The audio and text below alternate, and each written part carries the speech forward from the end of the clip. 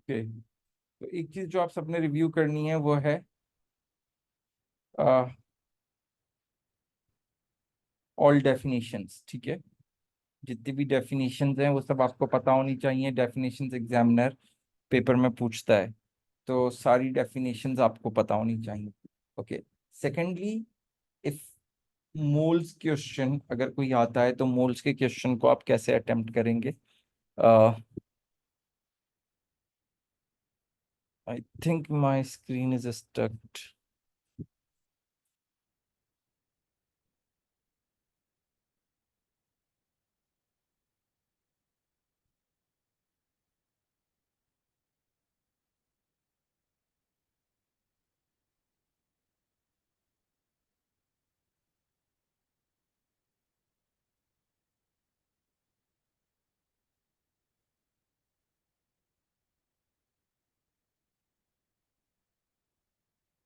अच्छा जी, first thing आपने अ, जो है डेफिनेशन सारी गो थ्रू करनी है। सेकेंडली, अगर हम मोल्स के क्वेश्चंस की बात करें तो अ, सबसे इम्पोर्टेंट बात क्या है?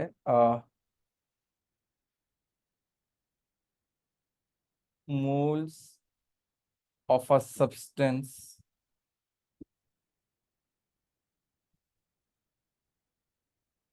whose quantities are given।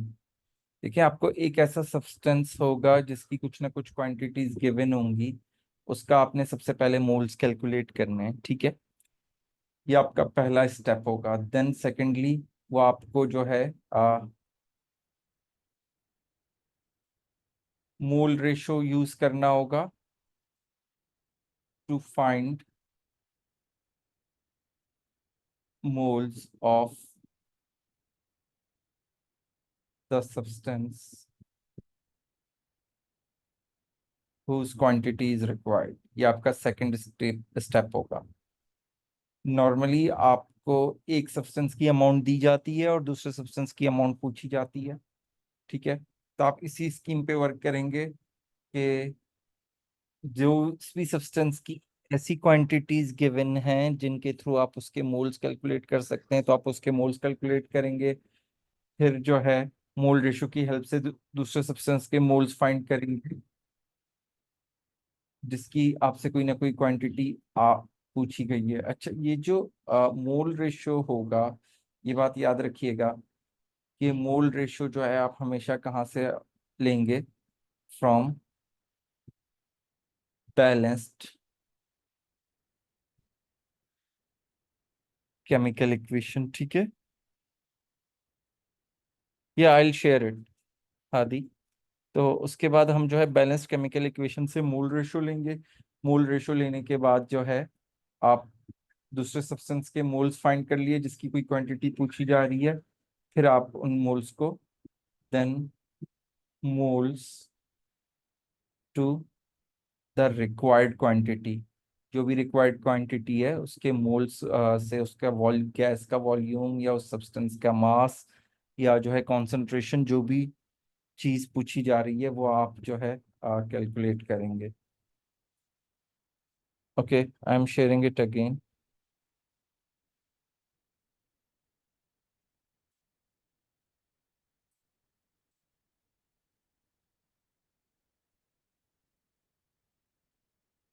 Okay, अच्छा, दूसरी इंपॉर्टेंट बात यहाँ पे आपने याद रखनी है, वो कॉन्सेंट्रेशन का फॉर्मूला जब भी यूज होगा तो वॉल्यूम किस में यूज किया जाएगा? डेसीमीटर क्यूब में यूज किया जाएगा। ठीक है, और डेसीमीटर क्यूब में कन्वर्जन कैसे करते हैं? सेंटीमीटर क्यूब को डिवाइड करते हैं 1000 से, तो आपको जो वॉल्यूम मिलता है वो डेसीमीटर क्यूब में मिलता है। और ये मिस्टेक यूजुअली स्टूडेंट्स करते हैं। It is again struct.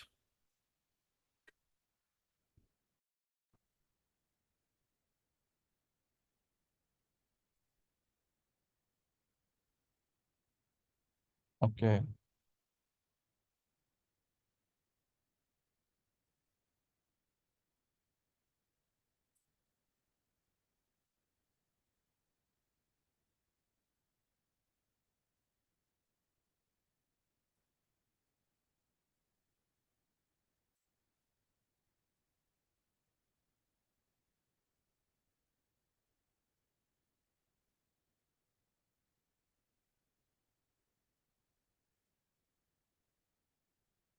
Okay, तो वॉल्यूम हमेशा जो है आप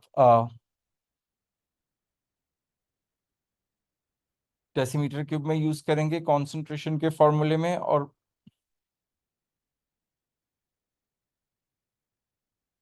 वो वॉल्यूम हमेशा जो है अगर सेंटीमीटर क्यूब में गिवन है तो आप 1000 से डिवाइड करके कन्वर्ट कर लेंगे। अच्छा, तीसरी इंपॉर्टेंट चीज इसके साथ अक्सर एग्जामिनर जो है आपको वॉल्यूम ऑफ गैस कैलकुलेट करने के लिए ये फॉर्मूला, या प्रेशर ऑफ गैस कैलकुलेट करने के लिए, या number of moles of gas calculate करने के लिए ये फॉर्मूला दे देता है। और याद रखिएगा, ये वाला फॉर्मूला हमेशा तब यूज होगा फॉर अ गैस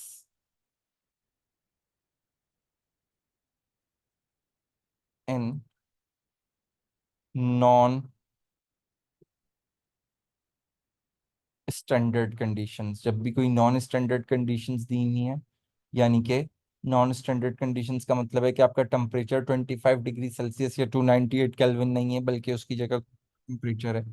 और इसी तरह आपका प्रेशर 1 एटमॉस्फेयर या जो है 101 किलो पास्कल या 101,000 पास्कल्स नहीं है, बल्कि कोई और प्रेशर है। तो उस वक्त जो है आप नॉन स्टैंडर्ड कंडीशंस हैं, और उन नॉन स्टैंडर्ड कंडीशंस के लिए आप ये एक्सप्रेशन यूज करते हैं। अच्छा, इस एक्सप्रेशन में हमेशा याद रखिएगा, अच्छा ये जो आर है, इस आर की वैल्यू जो है given at the end of paper, सही है, आपको कांस्टेंट्स की वैल्यूज दी हुई होती हैं पीरियोडिक टेबल से पहले, वहां पे गिवन होंगी। टेम्परेचर की वैल्यू केल्विन में होगी, एन आपको पता है मोल्स हैं। ठीक है, टेम्परेचर आप हमेशा इस एक्सप्रेशन में डिग्री सेल्सियस में यूज नहीं करेंगे, केल्विन में यूज करेंगे। वॉल्यूम ऑफ गैस है जो हमेशा मीटर क्यूब में यूज होगा, और प्रेशर जो है आपका पास्कल्स में यूज होगा। ठीक है, तो ये यूनिट्स याद रखने हैं कि आपने इस एक्सप्रेशन में कौन से यूनिट्स यूज करने हैं। अच्छा, जब भी आपके पास टेम्परेचर अगर गिवन है और टेम्परेचर आपके पास डिग्री सेल्सियस में है, तो डिग्री सेल्सियस वाले टेम्परेचर को जब आप 273 उसमें ऐड कर देंगे तो आपको वो केल्विन में टेम्परेचर मिल जाएगा। इसी तरह अगर आपके पास मीटर क्यूब है, आपके पास सेंटीमीटर क्यूब है, तो आप डिवाइडेड बाय एक्सपोनेंट 6 करेंगे तो वो मीटर क्यूब हो जाएगा। और अगर आपके पास डेसीमीटर क्यूब में वॉल्यूम दिया हुआ है, तो आप डिवाइडेड बाय 1000 करेंगे तो वो मीटर क्यूब हो जाएगा। तो ये कन्वर्जन्स आपको याद रखनी है। इसी तरह अगर टेम्परेचर आपको प्रेशर किलो पास्कल्स में दिया हुआ है, तो आप उसे मल्टीप्लाई बाय 1000 करेंगे तो वो पास्कल्स में हो जाएगा। ठीक है, ये सारी कन्वर्जन्स क्लियर हैं सबको? अच्छा, इससे रेलेवेंट समटाइम्स एक एग्जामिनर इस तरह का भी क्वेश्चन दे देता है कि वो गैस का एमआर कैलकुलेट करें। ठीक है, एमआर ऑफ अ गैस। तो उसके लिए हम इसी एक्सप्रेशन को ट्रांसफॉर्म करते हैं, PV is equals to n R the moles, तो मोल्स हो जाता है mass upon M R times R T. ठीक है, तो जब आपको एम आर कैलकुलेट करना होगा तो आपकी एक्सप्रेशन बन जाएगी M R is equals to P V over M R T. तो ये भी किसके लिए है? गैस के लिए है।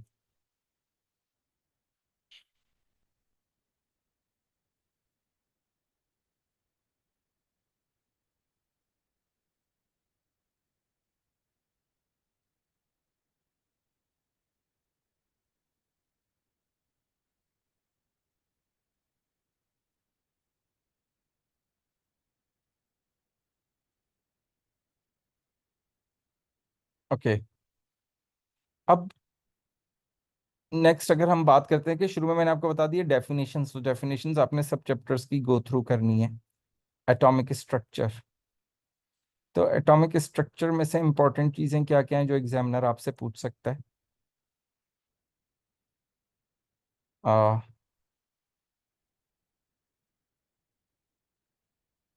First, electronic configuration. और आप सबको पता है electronic configuration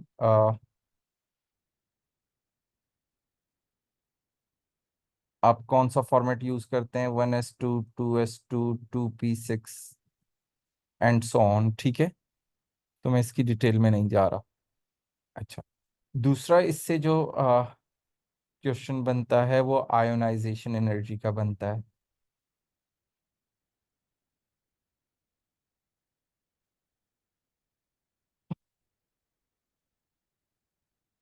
still my voice is lagging.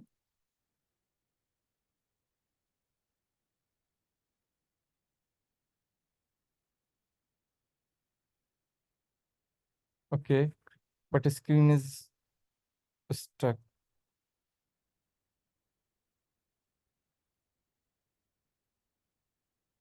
Okay, actually there is so much problem in internet.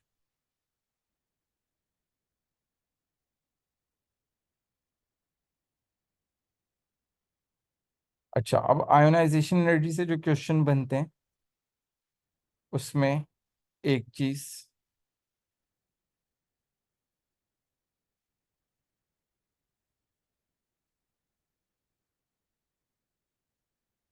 Across the period trend. ठीक है। दूसरा, डाउन द ग्रुप ट्रेंड। ठीक है। एक तो ये दो जनरल बातें पूछी जाती हैं। ओके, इसके अलावा आपसे वो स्पेसिफिकली पूछता है trend between group, the variation in the ionisation energy from group 2 and group 3। वो ग्रुप 2 और ग्रुप 3 के एलिमेंट्स के बिटवीन पूछता है, जिसमें दो एग्जांपल्स आती हैं। समटाइम्स वो जो है मैग्नीशियम एंड एल्यूमिनियम से पूछेगा, या फिर वो आपसे बेरिलियम और बोरॉन से पूछ सकता है। ठीक है। अच्छा, इन दोनों केसेस में याद रखिएगा कि हमेशा क्या होता है, सब basically subshell is changing. For example, इसमें ऑर्बिटल जो इलेक्ट्रॉन है, वैलेंस इलेक्ट्रॉन है, वो 2s में, सॉरी 3s में, और इसका वैलेंस इलेक्ट्रॉन 3p में है। इसी तरह बेरिलियम का वैलेंस इलेक्ट्रॉन 2s में, और बोरॉन का 2p में है। तो होता क्या है कि जब भी सबशेल चेंज हो रहा है तो उसकी वजह से क्या हो रहा है, डिस्टेंस इंक्रीज हो रहा है। डिस्टेंस इंक्रीज हो रहा है, शील्डिंग जो है वो इंक्रीज हो रही है, क्योंकि एक सबशेल ज्यादा हो गया। ठीक है। तो उसकी वजह से न्यूक्लियर अट्रैक्शन या न्यूक्लियर पुल क्या हो जाएगा, डिक्रीज हो जाएगा। और न्यूक्लियर पुल डिक्रीज होने की वजह से आयोनाइजेशन एनर्जी डिक्रीज हो जाएगी, जिनमें पी सबशेल में वैलेंस इलेक्ट्रॉन है। ये बात सबको समझ में आ रही है? अच्छा, यहाँ पे अगर मैं जनरल बात कर दूं अक्रॉस द पीरियड, तो आयोनाइजेशन एनर्जी, हम जनरल बात करेंगे, ionisation energy across the period increase होती है। क्यों? क्योंकि न्यूक्लियर चार्ज इंक्रीज हो रहा है, शील्डिंग क्या हो रही है, सेम रह रही है। तो न्यूक्लियर चार्ज इंक्रीज होने की वजह से न्यूक्लियर पुल इंक्रीज हो रहा है, और आयोनाइजेशन एनर्जी को वो इंक्रीज कर रहा है। इसी तरह अगर हम डाउन द ग्रुप की बात करें, तो down the group ionisation energy क्या होती है, डिक्रीज होती है। क्यों? अच्छा, यहाँ पे तीन चीजें हैं। न्यूक्लियर चार्ज इंक्रीज हो रहा है, शील्डिंग इंक्रीज हो रही है। ठीक है। क्यों शील्डिंग इंक्रीज हो रही है? क्योंकि नंबर ऑफ शेल्स बढ़ रहे हैं, और नंबर ऑफ शेल्स बढ़ रहे हैं तो distance between the nucleus and the valence electron are also increasing. तो इसकी वजह से यहाँ पे न्यूक्लियर पुल, यानी कि न्यूक्लियर की अट्रैक्ट करने की कैपेबिलिटी क्या हो जाती है, लोअर हो जाती है, और आयनाइजेशन एनर्जी डिक्रीज हो जाती है। सॉरी। ठीक है, ये मैंने दोबारा रिपीट कर दिया, और यहाँ पे आयनाइजेशन एनर्जी इंक्रीज हो जाती है। ये फैक्टर क्लियर है? अच्छा, इसके बाद आपके पास ग्रुप 2 एंड ग्रुप 3 के बाद जो वो एक और वेरिएशन पूछता है, वो पूछता है ग्रुप 5, जिसे आप ग्रुप 15 भी बोलते हैं, और कंपैरिजन होता है ग्रुप 6, जिसे आप ग्रुप 16 भी बोलते हैं। और इसमें एग्जाम्पल आ जाती है, या तो वो आपको नाइट्रोजन एंड ऑक्सीजन के बिटवीन कंपैरिजन पूछेगा, या फिर वो आपसे फास्फोरस एंड सल्फर के बिटवीन कंपैरिजन पूछेगा। तो यहाँ पे याद रखिएगा कि नाइट्रोजन के केस में क्या होता है कि देयर आर 3 अनपेयर्ड इलेक्ट्रॉन्स, जबकि ऑक्सीजन के केस में एक पेयर ऑफ इलेक्ट्रॉन होता है पी सब शेल में। Same goes with the phosphorus, phosphorus के पास 3 अनपेयर्ड इलेक्ट्रॉन्स होते हैं।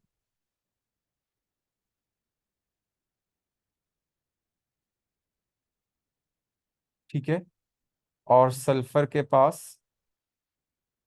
जो है एक पेयर ऑफ इलेक्ट्रॉन होता है पी सब शेल में।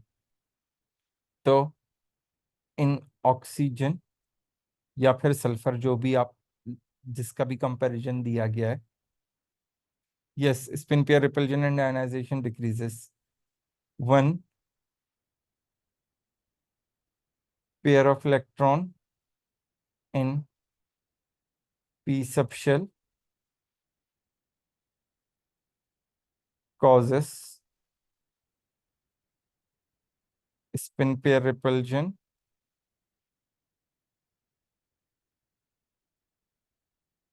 electron gets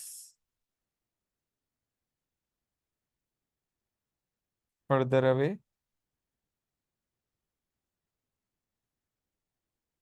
from nucleus and ionization energy decreases in oxygen, then nitrogen, or sulfur in sulfur, then phosphorus। ठीक है।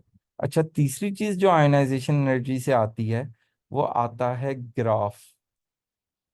ठीक है। उस ग्राफ में आपके पास यहाँ पे आयनाइजेशन एनर्जीज दी हुई होंगी और यहाँ पे इलेक्ट्रॉन्स दिए हुए होंगे। तो याद रखिएगा कि नॉर्मली आप ग्रेजुअल चेंज बनाएंगे, मगर जब सब शेल चेंज होगा तो डिफरेंस ज़्यादा दिखाएंगे, और इसी तरह जब शेल चेंज होगा तो और बड़ा डिफरेंस होगा। फॉर एग्जाम्पल, अगर मैं एक एग्जाम्पल ले लूँ, let suppose aluminium 13, 1s2, 2s2, 2p6, 3s2।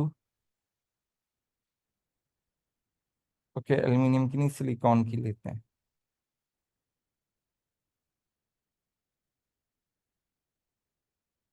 3p2। ठीक है। तो फर्स्ट 2 इलेक्ट्रॉन्स कहाँ से रिमूव होंगे? 3p से। तो आपने ये इंक्रीज दिखाया फर्स्ट और सेकंड में, मगर उसके बाद सब शेल चेंज हुआ तो इंक्रीज बढ़ गया। फिर 3 के बाद सेकंड सब शेल के बाद अब शेल चेंज हो रहा है, तो अब आपका ये इस तरह का इंक्रीज होगा। तो इसका मतलब क्या हुआ कि ये जो 2 इलेक्ट्रॉन्स थे ये कहाँ से रिमूव हुए? 3p से। ये दोनों कहाँ से रिमूव हुए? 3s से। और ये बिगर डिफरेंस है एनर्जी में, तो ये कहाँ से रिमूव हो रहे हैं? 2p से। अब अगेन सब शेल चेंज हो रहा है तो थोड़ा सा डिफरेंस आएगा, फिर शेल चेंज हो रहा है तो अगेन बड़ा डिफरेंस आएगा।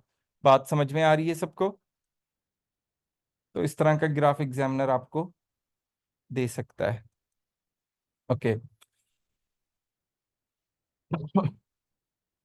अच्छा, इसके अलावा आयनाइजेशन एनर्जी के फैक्टर्स वो पूछ सकता है।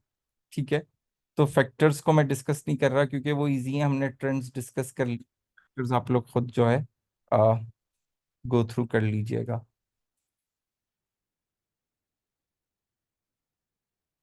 अच्छा, नेक्स्ट वी हैव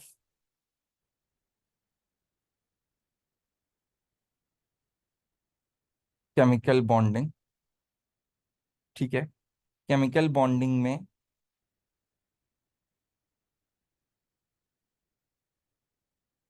आपके पास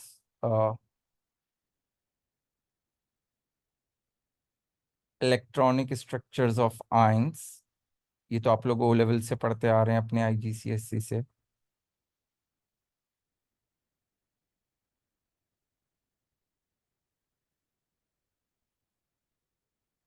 डॉट एंड क्रॉस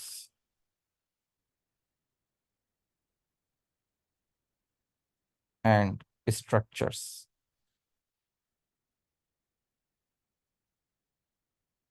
अच्छा, यहाँ पे एक कंफ्यूजन जो मैंने देखी है अक्सर स्टूडेंट्स में होती है, लेट सपोज अगर मैं अमोनिया की एग्जांपल लेता हूँ, और एग्जामिनर ने बोले अमोनिया का डॉट एंड क्रॉस बनाए, तो डॉट एंड क्रॉस ये होगा अमोनिया का। और अगर अमोनिया का एग्जामिनर बोल रहा है स्ट्रक्चर शो करें थ्रू बॉन्ड्स, तो स्ट्रक्चर ये होगा। ठीक है, तो इस बात का ख्याल रखिएगा, समटाइम्स ऐसा होता है एग्जामिनर स्ट्रक्चर बोलता है और स्टूडेंट ये बना देता है, तो अगर आपने स्ट्रक्चर में जो है डॉट एंड क्रॉस बना दी तो आपको मार्क्स नहीं मिलेंगे। ठीक है। और इलेक्ट्रॉन आइंस के इलेक्ट्रॉनिक स्ट्रक्चर की बात होगी तो वो जो हम स्क्वायर ब्रैकेट में यूं बनाते हैं, तो ये आपके आयनिक इलेक्ट्रॉनिक स्ट्रक्चर है। ठीक है। तो इंस्ट्रक्शंस को पे फोकस करना बहुत जरूरी है कि एग्जामिनर आपसे क्या इंस्ट्रक्शंस मांग रहा है, आपने उसी के अकॉर्डिंगली आंसर देना है। ठीक है। स्ट्रक्चर बोला है तो आप इस तरह बॉन्ड्स शो करेंगे, और अगर डॉट एंड क्रॉस बोला है तो ये शो करेंगे। नॉर्मली एग्जामिनर Al2Cl6 की स्ट्रक्चर बोल भी देता है और डॉट एंड क्रॉस भी बोलता है, तो आपने इस बात का ख्याल रखना है कि उसने क्या चीज पूछी है वही बात आप जो है वो उसके अकॉर्डिंगली ड्रॉ करेंगे। अच्छा, दूसरी इंपॉर्टेंट चीज यहाँ पे आपके पास है शेप्स। तो देखें, शेप्स में के लिए कुछ भी नहीं हो सकता सिवाय इसके कि आपको वो पूरा टेबल याद करना पड़ेगा। ठीक है, वो मैं साथ में ये फाइल पूरी शेयर कर दूंगा ताकि आप लोग खुद भी एक दफ़ा रिव्यू कर सकें। और मैं यहाँ पे वो ऐड कर देता हूँ। हम्म,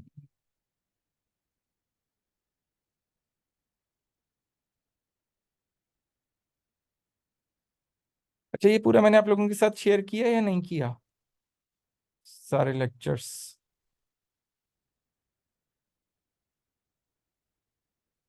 okay, no it's not necessary, you can draw it from pen as well.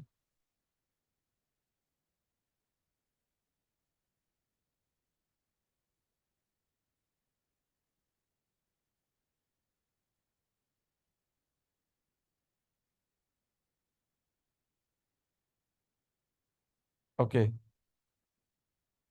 इसके अलावा और क्या चीज़ें एग्जामिनर यहाँ पे पूछ सकता है? हाइब्रिडाइजेशन। ठीक है। और नॉर्मली जो हाइब्रिडाइजेशन आती है वो आती है कार्बन, नाइट्रोजन एंड ऑक्सीजन की, but mostly carbon and nitrogen की आती है। तो ये बात याद रखिएगा कि अगर ये तीनों एलिमेंट्स ऑल सिग्मा बॉन्ड्स, ये तीनों एलिमेंट्स कौन सा बॉन्ड फॉर्म कर रहे हैं? सारे सिग्मा बॉन्ड्स फॉर्म कर रहे हैं। तो इसका मतलब है उस वक्त इन एलिमेंट्स के एटम्स की हाइब्रिडाइजेशन क्या है? sp3 है। ठीक है। अगर एक पाई बॉन्ड है इन तीनों एलिमेंट्स का, तो इसका मतलब है कि वो sp2 हाइब्रिडाइज्ड हैं। और अगर इन्होंने 2 पाई बॉन्ड्स बनाए हैं तो sp हाइब्रिडाइज्ड हैं। ये बात क्लियर है?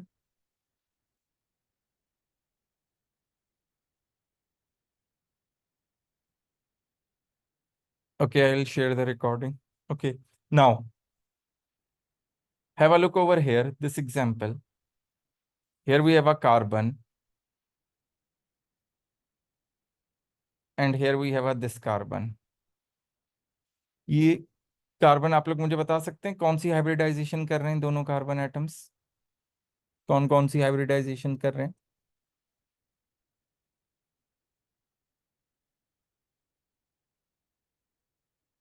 Very good Umar, very good Hadi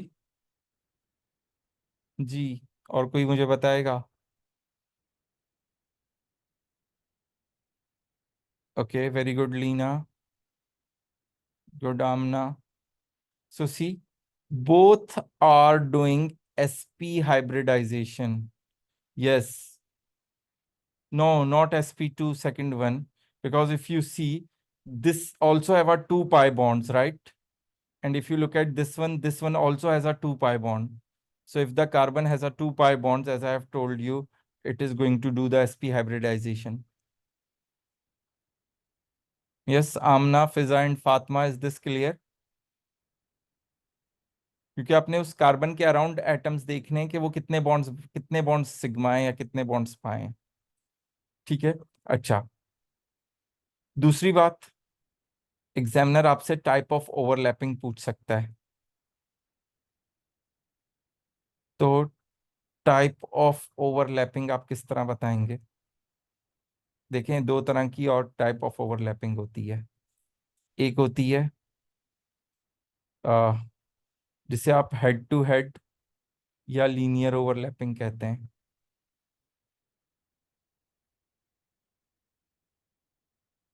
ठीक है।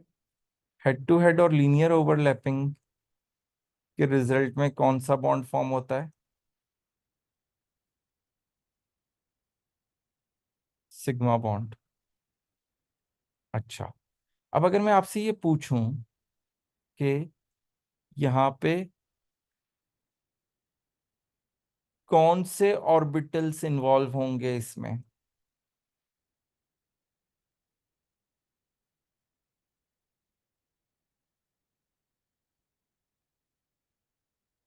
रॉन्ग अनीजा। सी, अगर आपके पास कार्बन और हाइड्रोजन का बॉन्ड है। रॉन्ग फिजा। रॉन्ग हादी। यस, अगर कार्बन और हाइड्रोजन का बॉन्ड है और यहाँ पे कार्बन के सारे सिंगल बॉन्ड है, तो ये कार्बन बेटा कौन सी हाइब्रिडाइजेशन कर रहा है?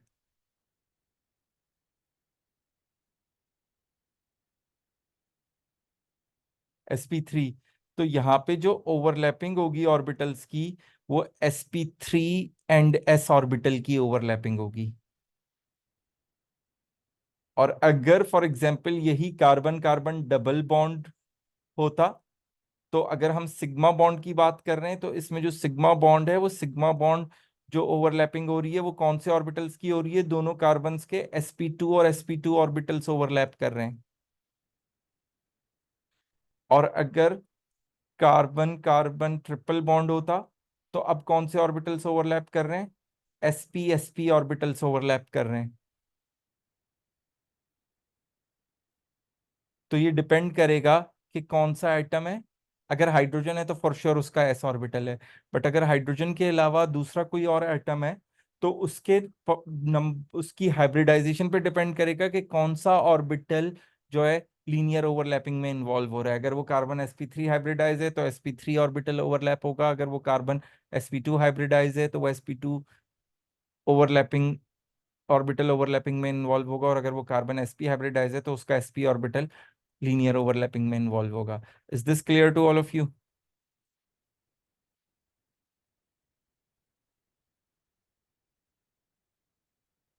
ओके। अच्छा, इसी तरह फॉर एग्जांपल HCl का भी पूछ लिया जाए, तो उसमें H कौन के पास s ऑर्बिटल होगा, और क्लोरीन ने सिंगल ही बॉन्ड बनाया है, सिग्मा बॉन्ड है, तो क्लोरीन का भी sp3 ऑर्बिटल होगा। तो ssp3 ओवरलैपिंग होगी। अच्छा, दूसरी ओवरलैपिंग कौन सी होती है? साइडवेज ओवरलैपिंग, जिसे हम पैरेलल ओवरलैपिंग भी कहते हैं। ठीक है। अच्छा, तो जब भी साइडवेज ओवरलैपिंग होती है, तो इसके रिजल्ट में हमेशा कौन सा बॉन्ड फॉर्म होता है? सिग्मा बॉन्ड फॉर्म होता है। और सिग्मा बॉन्ड में जो भी ऑर्बिटल इन्वॉल्व होंगे, अब कोई फर्क नहीं पड़ता कि उसने कौन सी हाइब्रिडाइजेशन की। एक पहली बात ये,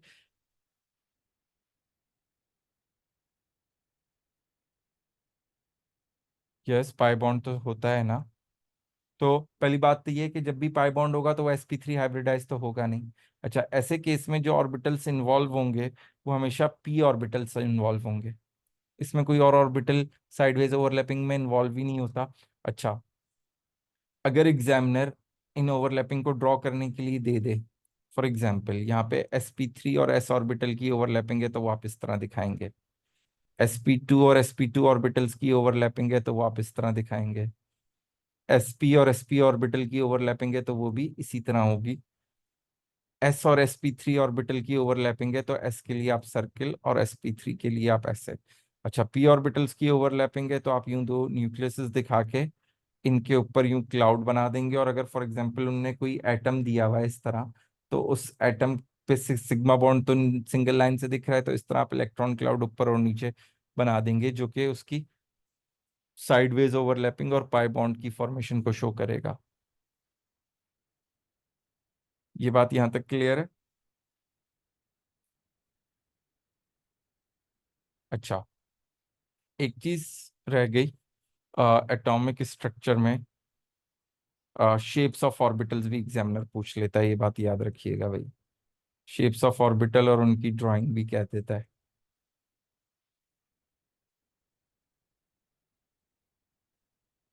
ओके।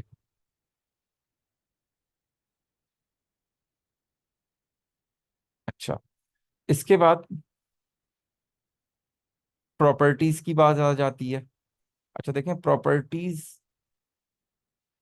आयनिक की, मेटेलिक की और जाइंट कोवलेंट की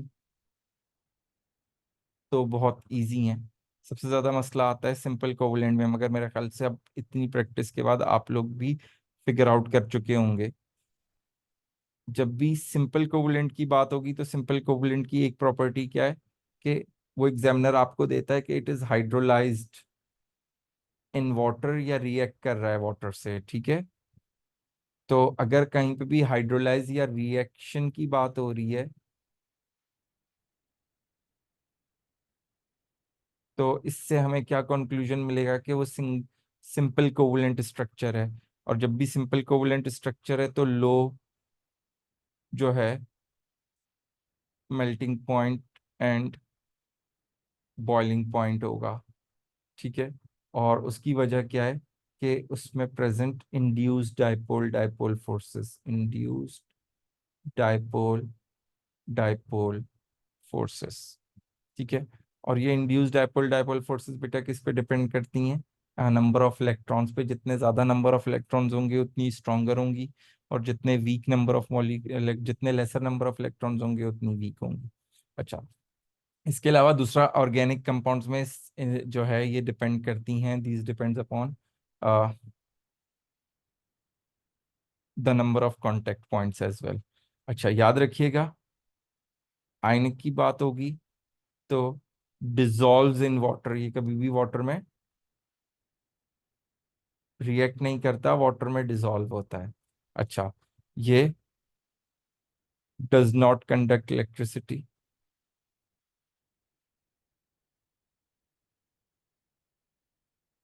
और ये कंडक्ट करता है इन मोल्टेन और एक्वस फॉर्म में। जी, कौन सी इंटरमॉलिक्यूलर फोर्सेस प्रेजेंट है मॉलिक्यूल में, ठीक है। टाइप्स ऑफ इंटरमॉलिक्यूलर फोर्सेस, तो आपके पास, अच्छा मैं स्ट्रेंथ के ऑर्डर में लिख रहा हूँ, ठीक है।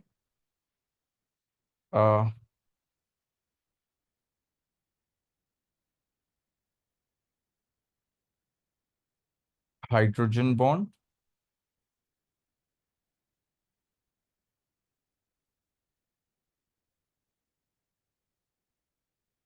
Permanent dipole dipole forces and induced dipole dipole forces. अच्छा भाई, लेक्चर्स भी अपलोडेड है, हाइड्रोजन बॉन्ड कैसे बनता है जरूर देख लीजिएगा, क्योंकि उसकी डायग्राम अगर आती है तो 3 to 4 मार्क्स की आती है,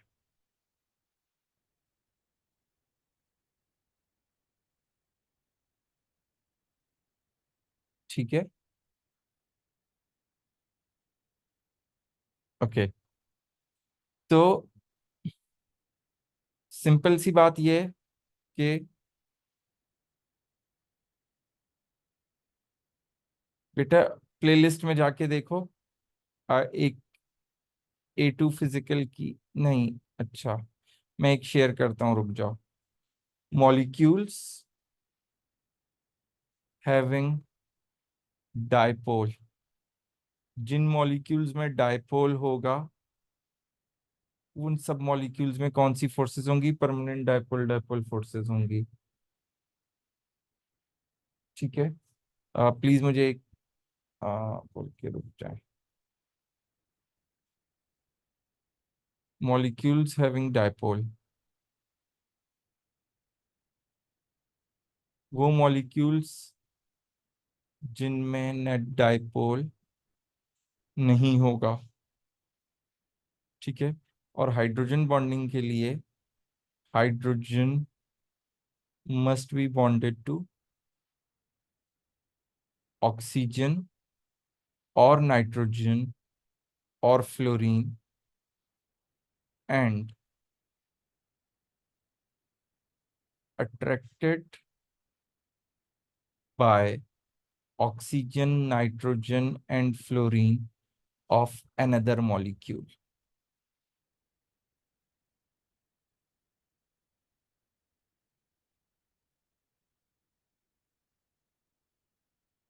ओके,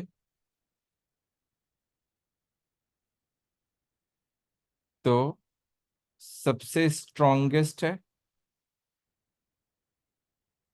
और सबसे वीकेस्ट है। अब अगर हम एग्जाम्पल्स की बात करें तो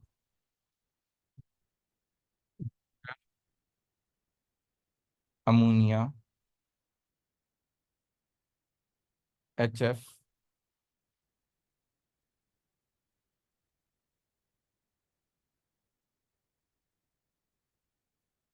alcohols, let me see, carboxylic acids,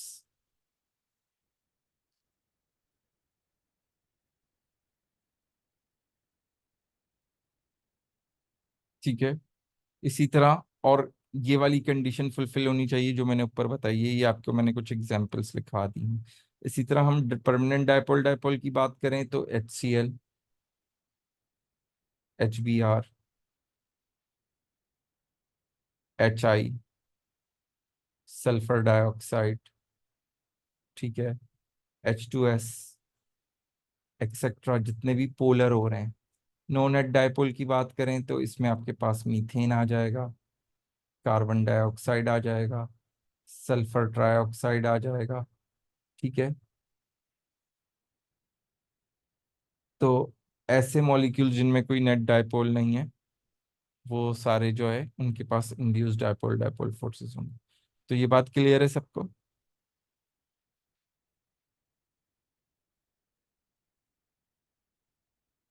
okay, now हाँ, बॉन्डिंग से तो मेरे ख्याल से यही सारी चीजें आ सकती हैं। अच्छा,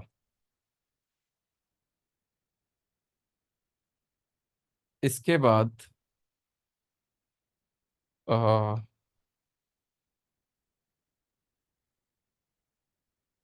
एनर्जी चेंजेस और इंथैल्पी चेंजेस। तो एनर्जी चेंजेस और इंथैल्पी चेंजेस में सबसे आपसे क्या पूछी जाती हैं? डेफिनेशंस पूछी जाती हैं और इक्वेशंस ड्रॉ कर राइट करने के लिए कहा जाता है with respect to that definitions. तो ये चीज़ आपने कवर करनी है। फॉर एग्जांपल, अगर इंथैल्पी चेंज ऑफ फॉर्मेशन की बात हो रही है तो वहाँ पे आपको इक्वेशन में हमेशा एलिमेंट होंगे और प्रोडक्ट में आपके पास क्या होगा? कंपाउंड होगा, और यही आप डेफिनेशन में भी लिखेंगे।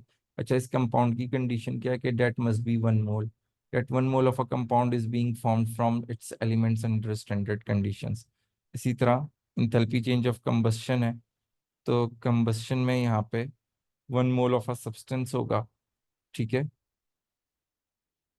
कंबस्शन में इसके 1 मोल की कंडीशन है विद द रिएक्ट और बर्निंग एक्सेस ऑक्सीजन। और जब भी एक्सेस ऑक्सीजन में फॉर्म रिएक्ट करेगा तो प्रोडक्ट्स क्या बनेंगी? ऑक्साइड्स बनेंगी। अच्छा, अगर आप जनरल बात करें तो इसकी इंथैल्पी चेंज ऑफ फॉर्मेशन जो है पॉजिटिव भी हो सकती है, नेगेटिव भी हो सकती है, but enthalpy change of combustion हमेशा क्या होगी? नेगेटिव होगी।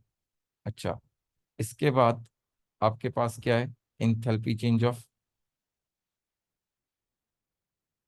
No it's not has to be in a gaseous state, it has to be in their standard states. जो भी एलिमेंट्स की स्टैंडर्ड स्टेट है और जो भी कंपाउंड की स्टैंडर्ड स्टेट है वो मेंशन करेंगे। स्टेट्स बहुत इंपॉर्टेंट होती हैं। Third one is a enthalpy change of a neutralisation. enthalpy change of a neutralization says that formation of 1 mole of water from a reaction of an acid and an alkali, तो यहाँ पे इसके 1 मोल की condition होना जरूरी है। अच्छा, और एंथैल्पी चेंज ऑफ न्यूट्रलाइजेशन हमेशा क्या होगी? ये भी हमेशा नेगेटिव होगी। ठीक है। और कौन सी इंथैल्पी चेंज थी इन तीनों के अलावा? Combustion, formation, neutralisation, and I think reaction थी। रिएक्शन जनरल वन, जो कि किसी के लिए भी यूज हो सकती है। यस। तो आपने डेफिनेशन सारी याद करनी है। अच्छा, enthalpy change of a reaction basically, इनके अगर मल्टीपल्स यूज होंगे तो आप just enthalpy change of a reaction कह सकते हैं। तो इन इक्वेशंस को देख लीजिएगा। अच्छा, उसके बाद आपके पास कैलकुलेशंस आती हैं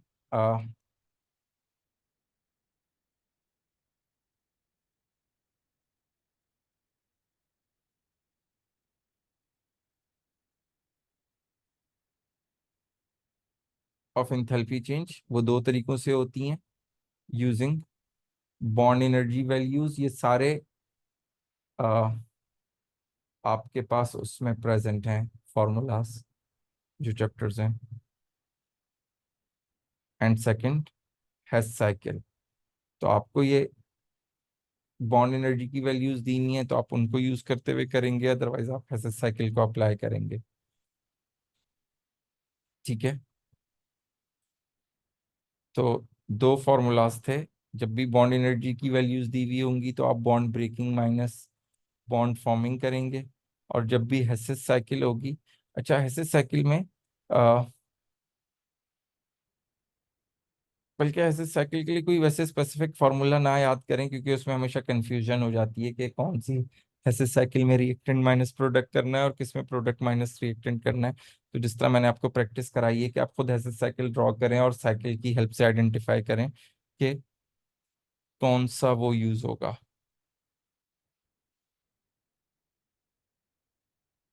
कौन सा डायरेक्ट रूट है और कौन सा इनडायरेक्ट रूट है। Yes, I will send the recording in the group. Okay. अच्छा, इसके बाद देखें, दो चैप्टर बहुत ही इजी हैं। Rate of reaction. ठीक है। अच्छा, रेट ऑफ रिएक्शन में जो थोड़ा सा ट्रिकी पार्ट हो सकता है, आपसे एग्जामिनर फैक्टर्स पूछ लेगा। ठीक है। तो फैक्टर्स वही वाले हैं जो ओ लेवल्स वाले हैं।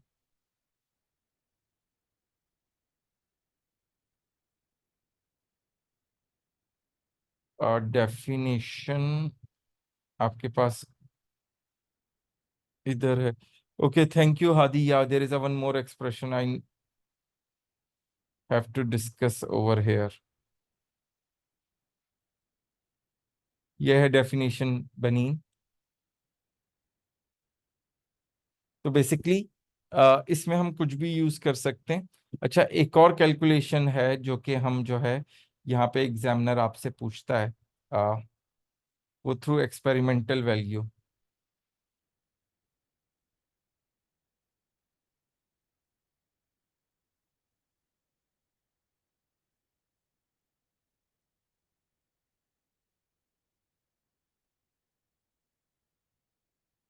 और वो एक्सपेरिमेंटल डाटा दे के प्रोवाइड करता है आपको, एक्सपेरिमेंटल रिजल्ट से। तो इसमें वो दो चीजें पूछता है। एक दफा आपको क्यू कैलकुलेट करना होता है। क्यू इक्वल होता है एम सी डेल्टा टी के। अच्छा, डेल्टा टी आपको पता है, it's a change in temperature.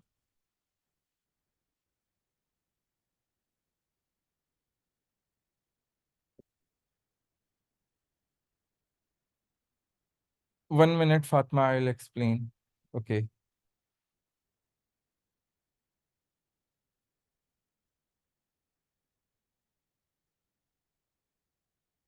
C is a specific heat capacity of water which is 4.18 given।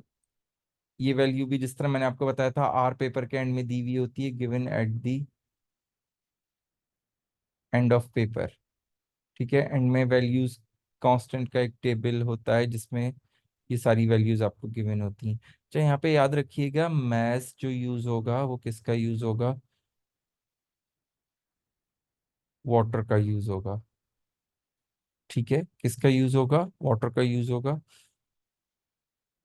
और क्यू क्या है? क्यू इज बेसिकली या Q is basically heat energy released or absorbed. Okay, ठीक है, heat energy क्या हो रही है, रिलीज हो रही है या एब्जॉर्ब हो रही है। ओके, और हमेशा यहाँ पे जो आपको Q की वैल्यू मिलेगी वो किस में मिलेगी, जूल्स में मिलेगी। ठीक है, ये बात भी याद रखिएगा।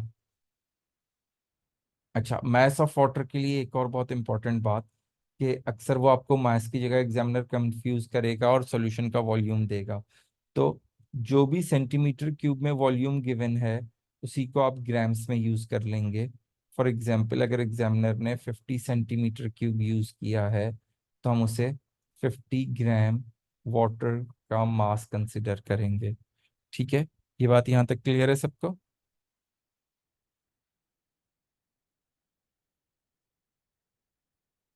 बेटा इतना टाइम नहीं है, या तो फिर मैं इसके बाद यही कर सकता हूँ कि आप सबकी क्वेरीज ले सकता हूँ। किसी को टाइट्रेशन कर्व में मसला है, किसी को तो आप सब अपनी मुझे क्वेरीज भेज दें, मैं उन सबको डिस्कस कर लूंगा। ठीक है। अच्छा, दूसरी दूसरी बात, इसके बाद वो आपसे इंथैल्पी चेंज कैलकुलेट कराएगा। तो इंथैल्पी चेंज का फॉर्मूला होता है -Q/N टाइम्स 1000। ठीक है, तो क्यू तो आपने ऊपर कैलकुलेट किया, ये एन क्या है, मोल्स हैं। अच्छा, ये बात याद रखिएगा, हमने ऊपर जो मैथ यूज किया था वो वाटर का यूज किया था, यहाँ पे moles of a substance used, जो भी सब्सटेंस यूज हुआ है उसके मोल्स लिखें। और 1000 से इसीलिए किया है ताकि जो है आपका जो है किलो जूल्स में कन्वर्ट हो जाए। ठीक है, और मोल से डिवाइड करने पे किलो जूल्स पर मोल में कन्वर्ट हो जाएगा। ये बात यहाँ तक क्लियर है आप सबको।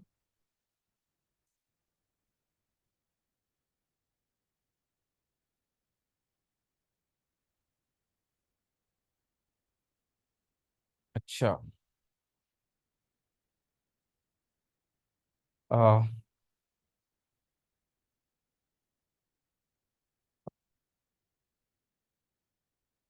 इसके बाद मुझे प्लीज 1 मिनट दें।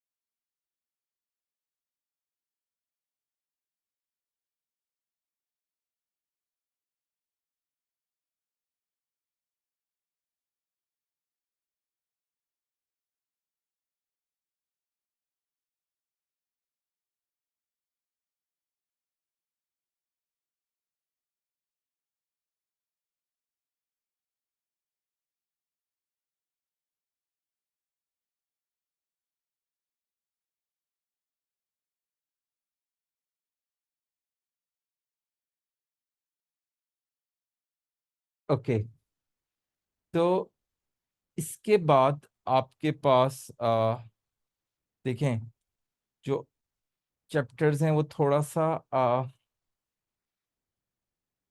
रेट का चैप्टर है, ठीक है।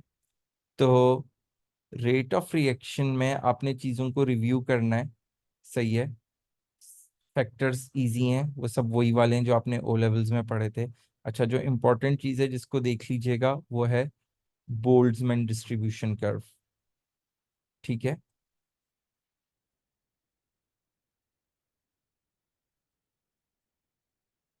अच्छा, और आप लोग जो भी, जिसको भी कोई कोई जो भी स्पेसिफिक क्वेश्चंस रेलेवेंट प्रॉब्लम्स हैं, बनीन आपने भी मुझसे कुछ क्वेश्चंस कहे थे और भी कुछ स्टूडेंट्स ने कहे थे, तो वो प्लीज़ आप लोग मुझे व्हाट्सएप कर दें। कल A2 का भी पेपर है आप लोगों के, फौरन बाद मैंने उनकी क्लास रखी हुई है, तो उसके बाद मैं आप लोगों की क्वेरीज का जो है रिस्पॉन्ड करता रहूंगा, ठीक है। तो बोल्ट्जमैन डिस्ट्रीब्यूशन कर्व को देख लीजिएगा गौर से, अक्सर ये ड्रॉ करने के लिए आ जाता है। अच्छा, रिडॉक्स में चेंज इन ऑक्सीडेशन नंबर्स, तो जिन जिनको चेंज इन ऑक्सीडेशन नंबर्स में प्रॉब्लम आ रही है वो भी प्लीज मुझे जो है व्हाट्सएप ड्रॉप कर दीजिएगा अराउंड 10 10 15 10 15 पे मेरी अभी उनकी क्लास शुरू होगी, तो वो एंड होगी, ठीक है।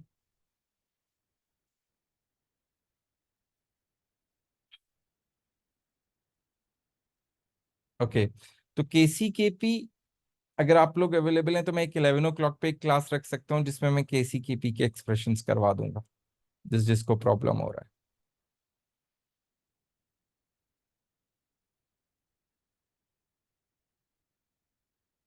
ठीक है, तो मैं ग्रुप पे मैसेज ड्रॉप कर दूंगा, KCKP के मैं प्रॉब्लम्स उस टाइम करवा दूंगा। चेंज इन ऑक्सीडेशन नंबर का जिसको प्रॉब्लम आ रहा है, ठीक है, तो KCP टाइट्रेशन कर्व्स और चेंज इन ऑक्सीडेशन नंबर्स भी हम वहां पे डिस्कस कर सकते हैं। अच्छा, तो आयनिक इक्विलिब्रिया पे हम उधर मूव हो रहे हैं अराउंड 11 o'clock। इसके बाद हमारे पास इनऑर्गेनिक केमिस्ट्री है, ठीक है। इनऑर्गेनिक केमिस्ट्री में सारे आपको जो है रिएक्शंस एंड ऑब्जर्वेशंस याद करनी है,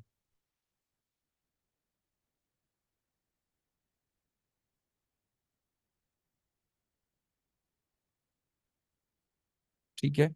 अच्छा, इसके बाद आपके पास क्या बचता है, ऑर्गेनिक। ऑर्गेनिक में आपने क्या क्या चीजें करनी है, मैकेनिज्म्स, ठीक है, क्योंकि अगर मैकेनिज्म आता है तो 2 to 3 मार्क्स का आता है।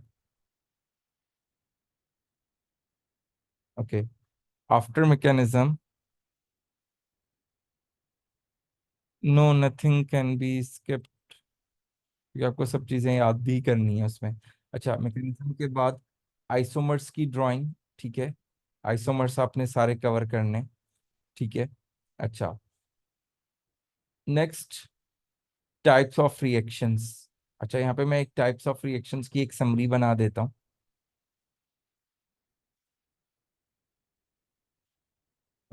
हमारे पास कौन कौन से हैं? सब्स्टिट्यूशन है, बेटा वो स्पाइडर डायग्राम्स ऑर्गेनिक की शेयर की हैं और जो है मैकेनिज्म्स अलग से शेयर की हैं, सही है। तो वो दो फाइलें ऑलमोस्ट ऑर्गेनिक की जो है शॉर्ट नोट्स हैं, ठीक है। तो सब्स्टिट्यूशन में हमारे पास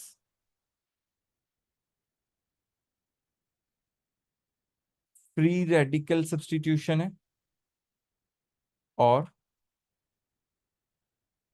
न्यूक्लियोफिलिक सब्स्टिट्यूशन है,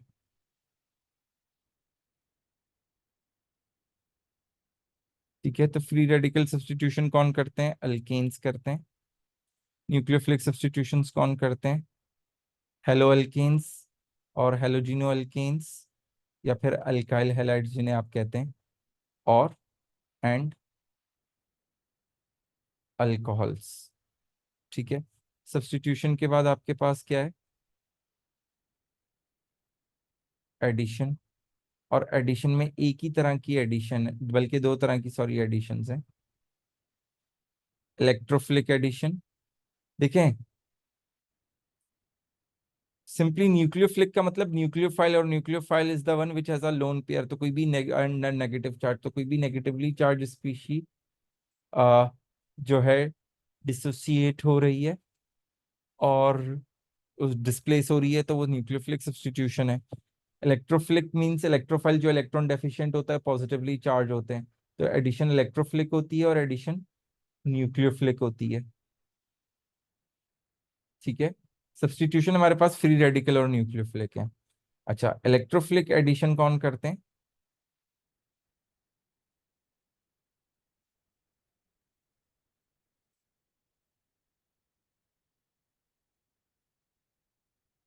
अल्कीन्स। और ये कौन करते हैं? कार्बोनिल्स।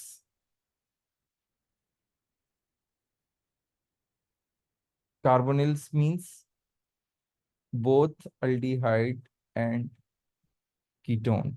अच्छा, इस एडिशन के बाद हमारे पास है elimination. There is no specific type of elimination, and alcohols and halogeno alkanes और हेलो अल्केन्स अंडरगो एलिमिनेशन। ठीक है, after elimination we have substitution, addition, elimination, condensation. अगर मैं कोई टाइप ऑफ रिएक्शन भूल जाऊं तो मुझे आप कमेंट में बता दीजिएगा। कंडेंसेशन कौन कौन करते हैं?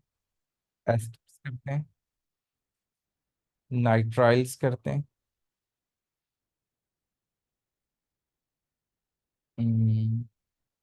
अमाइड्स करते हैं, और हेलो एल्केन्स करते हैं। नहीं, सॉरी, या it's a hydrolysis. My bad.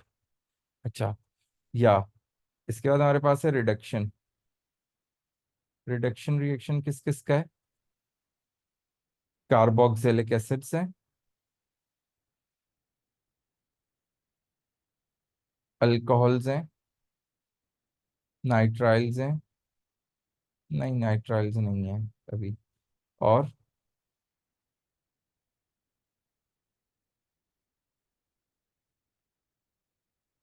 Aldehydes हैं। Next we have oxidation. नहीं, अल्कोहल भी नहीं है, कार्बोक्सिलिक एसिड और अल्डिहाइड है। विच वन बी, या that is a hydrolysis. Okay. अच्छा जी, इसके बाद आ जाइए ऑक्सीडेशन पे। तो ऑक्सीडेशन आपके पास primary alcohol, secondary alcohol, aldehyde. अच्छा सॉरी, कीटोन भी रिडक्शन करते हैं, कीटोन रिड्यूस होने पे सेकेंडरी अल्कोहल बनाते हैं, या टर्शरी अल्कोहल ऑक्सीडाइज नहीं होते, अल्डिहाइड ऑक्सीडाइज होते हैं। और कार्बोक्सिलिक एसिड में से मैंने आपको स्पेसिफिक लिखवाया था कि COOH, मिथानोइक एसिड, और एक और होता है इथेन डायोइक एसिड, HOOCCOOH। ये ऑक्सीडाइज होते हैं। ठीक है, और कंडेंसेशन कौन करता है? कार्बोक्सिलिक एसिड और अल्कोहल करके एस्टर बनाते हैं। ठीक है, ये यहाँ तक क्लियर है सबको?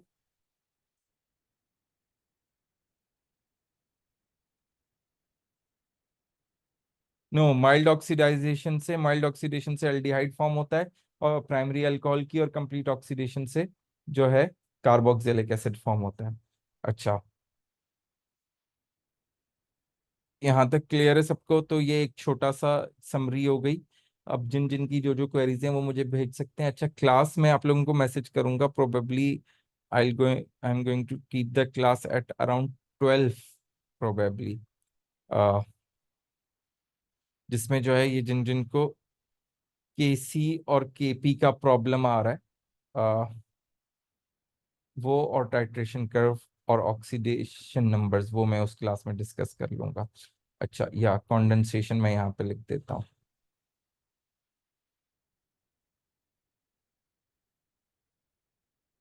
Alcohol plus